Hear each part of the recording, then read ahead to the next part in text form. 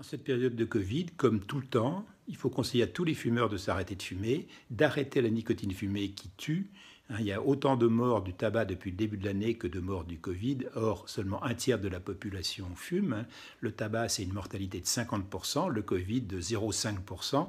On n'est pas dans la même cour. Le tabac reste le tueur massif et le tabac n'est pas une solution pour les patients atteints de Covid. Est-ce que de mettre des substituts nicotiniques, c'est quelque chose qui pourrait aider?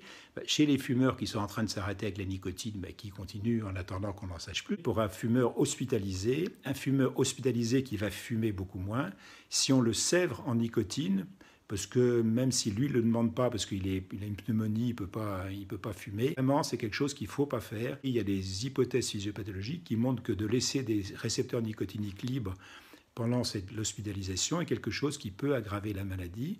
Donc il faut suivre chez tous les hospitalisés les recommandations qui avaient été données déjà il y a 2 ans par le RESPAD.